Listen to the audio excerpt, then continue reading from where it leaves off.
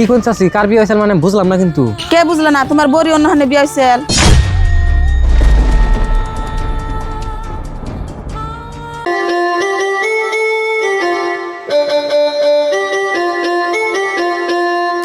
আপনার একটু বহেন কাজে যেতেছে। আনে কোন হিসাবে বিপ দেন না রে আমার মেয়ের বিয়ার পার্টিতে বসুন। আনে কি শরম না যখন আছে গরকে বাইরেন আর বিয়ার পার্টি থেকে উঠুন হারারি। আমার মেয়ের অমঙ্গল হবো না বাইরেন হারারি। বিয়ার পার্টিতে কোন শরমে বসে দেওয়া হচ্ছে?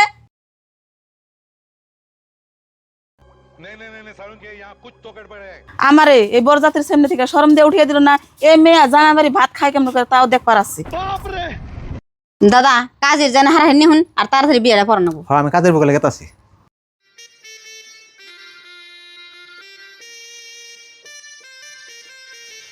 বাবা আগে আল্লাহ পরে তুমি মান সম্মান সব তুমি আজকে থেকে দেখে রাখবা। আর বাবা তোমার যে গার্জেনের কথা চালু যে আমি গাড়িটা নিয়েছি তোমার এক পার্টনার দিয়ে গাড়িটা নিয়ে যাও। যাও মা।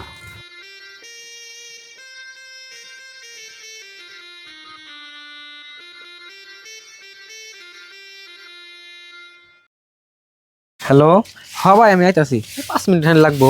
সেমিনা আমি একটু বাজারে গেতাছি, তাহলে ভাই থেকে কি আনো না কই দাও, বাজার থেকে আইতে গেলা একবারে নিয়ে হমনি। বেশি কিছু না, 1 কেজি খাসির মাংস নিয়ে আয়।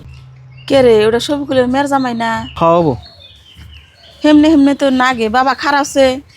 কি কোন চাচি আনের জানি কেমন চিনা চিনা নাকতাছে, কোনে জানি দেখছি মনে হয় আমার।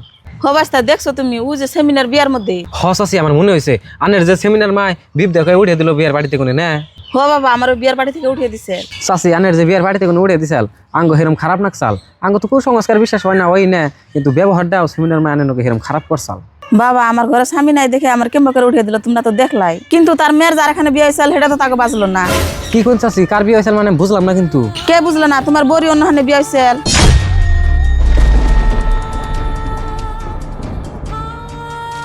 জামার নাম সানিদুল্লাহ সাল, তাকে বাড়ি দিগজানিয়া সাল, সারা বাপের নাম মাসাল নাল মিয়া।